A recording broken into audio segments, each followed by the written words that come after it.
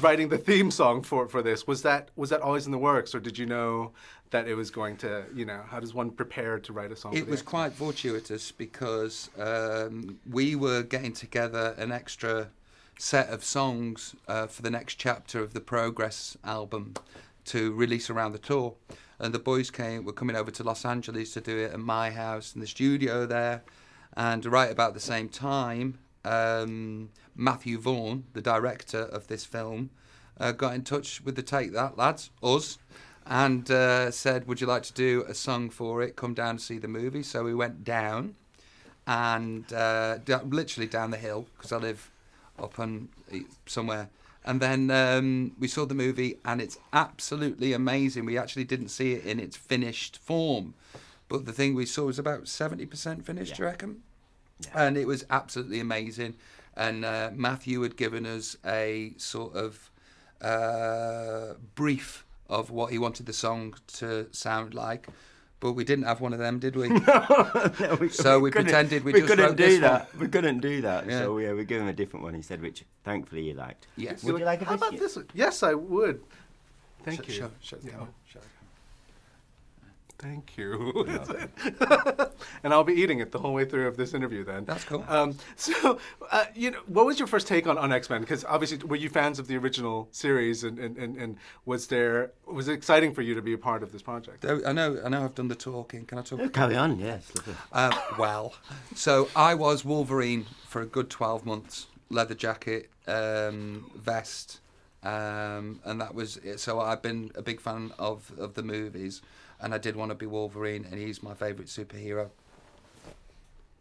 And you? Do you have a favourite superhero in the X-Men family?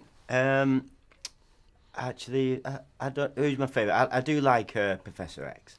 Yeah, I like. Why do you like Professor X? Well, because we met him the other day, and he said he liked the song. Oh right, okay. It's an easy. He's not really Professor X. He's a man called Patrick Stewart. Yeah, all right, sorry. Then I know you guys are adding. You're having a second. It's like you're re-releasing the album of sorts. Is there going to be what kind of new tracks are fans going to be able to anticipate? Go on. Either one. Yeah, we've done 8 songs. It kind of for us, because this whole project and Rob coming back started about. I guess we started about 18 months ago now. And at the end of this, it was always the end of this tour that we saw was going to be kind of us all re-evaluating and getting together and seeing what we wanted to do from there. And it felt like it'd be really nice to finish this whole project off with a few more tracks for people who have enjoyed the first instalment. Some of these songs we were writing at the time of doing, but we never got around to finishing. So there's a couple of songs that are from the first batch, and others that we've written during the time. So it's a good collection, and I think we're all pretty happy with it, to be honest. Do you feel like there's been a progression of to take that sound now that everybody's back together again? Has it changed from maybe the last album, or do you feel like there's certain things that you've kept? Originally, the first time we all sat down as a 5 since the band split was 2 years ago, and we all had a big talk about what possibly could happen.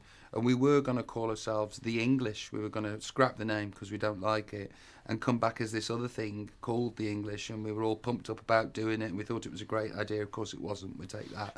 But being The English gave us chance to experiment and go somewhere else. We didn't have to take that moniker over it. And so that's where Progress came from. That's the band called The English that scrapped it and became Take That again.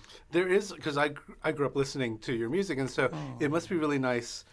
Can you kind of step away from it and just kind of see the progression of this past period of time, and how have you kind of matured the sound, and do you feel like it's age appropriate to the kind of music that you're listening to, or do you feel like you're still appealing to a younger audience, or what is the new Take That kind of fan like these days then? To be honest, menopausal. Yeah. Hot flushes. Yeah, like me. Yeah. And do they still throw panties at you? Yeah, but they're bigger.